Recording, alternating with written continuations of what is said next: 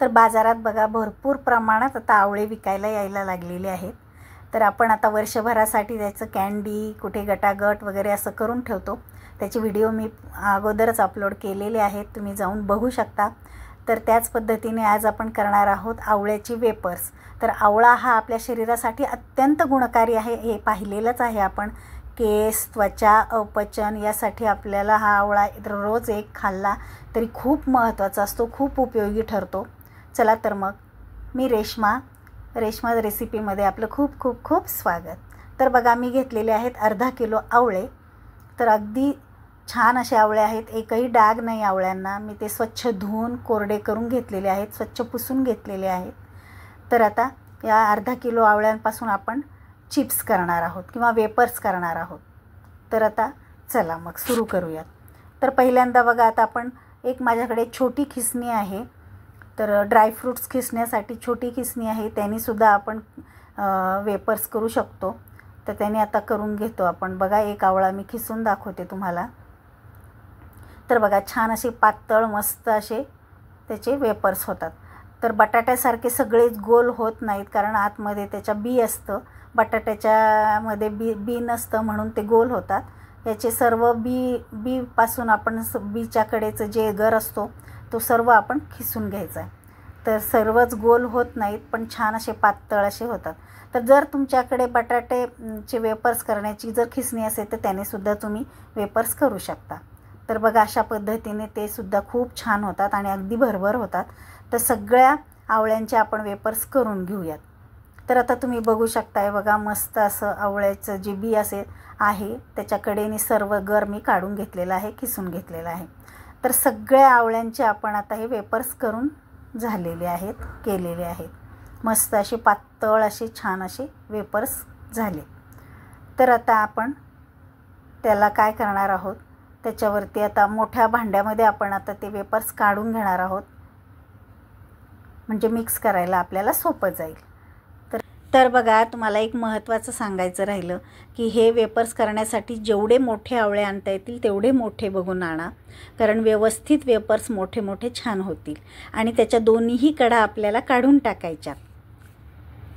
तर आता ही वाटी घेतलेली आहे, 1.5 वाटी आपल्याला साखर घ्यायची, त्याची पिठी साखर करायची आणि वजनी प्रमाणात आपल्याला 300 ग्रॅम साखर घ्यायची। अर्धा किलो आवळ्यासाठी 300 ग्रॅम साखर मी बारीक केलेली आहे मिक्सरमध्ये, त्याचं पिठी साखर घ्यायची, ती त्यामध्ये टाकायची। नंतर आपण टाकणार आहोत 1 चमचा काळं मीठ, नंतर अर्धा चमचा आपले साधं मीठ टाकणार आहोत आणि 1 चमचा आल्याचा रस टाकणार आहोत। तर आता थोड्याच प्रमाणात होतं म्हणून मी मिक्सरला फिरवलं नाही, जास्त प्रमाणात करायचं असेल तर मिक्सरला आलं फिरवून तुम्ही गाळणीने किंवा सुती कापडाने सुद्धा त्याचा रस काढू शकता। तर मी खिसून घेतलं होतं आलं आणि त्याचा गाळणीने आपला रस काढून घेतलेला आहे, तो त्यामध्ये मिक्स केलेला आहे। आता आपण हे सगळं मिक्स करणार आहोत, तर हलक्या हाताने मिक्स करायचं आहे। आता जशी जशी साखर त्यामध्ये विरघळेल तसं त्याला पाणी सुटतं। तर बघा आता आपण छान असं एकत्र करून घेऊयात, मिक्स करून घेऊयात।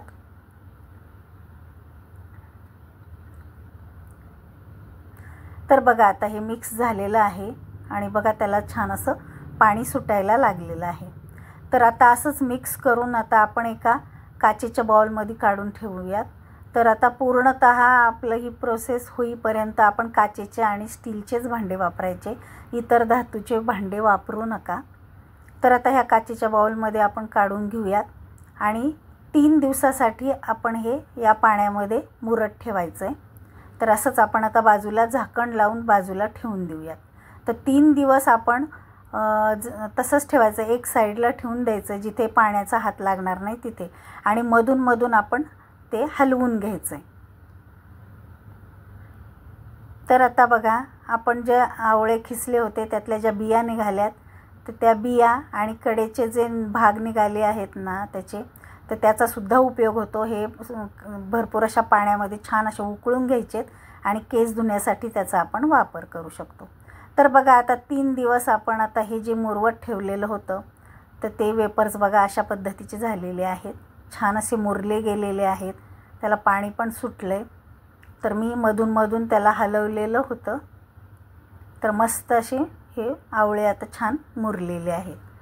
तर आता एक मोठं भांडं घ्यायचं आहे आणि त्यावरती चाळणी, आता आपल्याला हे पाणी गाळून घ्यायचं आहे. तर आता यात सगळं आपण ओतून घेऊयात आणि 1 तासासाठी आता आपण हे तसंच बाजूला ठेवायचं आहे. म्हणजेच हे वेपर्स थोडेसे कोरडे होतात आणि हे पाणी चांगलं निथळून घ्यायचं आहे. आता व्यवस्थित असं पसरवून घ्यायचं आहे चाळणीमध्ये आणि 1 तासाने बघा आता हे पाणी बघा एवढं पाणी निघालेलं आहे. आता वेपर्स थोडेसे कोरडे झाले. म्हणजे आपल्याला एक एक करून सुट्टे करून कापडावरती पसरवता येतील. तर पसरवून ठेवायचे. तर मी सुती कापड घेतलेलं आहे आणि आपल्याला फॅन खाली हे छान असे सुकवून घ्यायचे. तर एक एक करून आपण छान असं पसरवून ठेवायचे.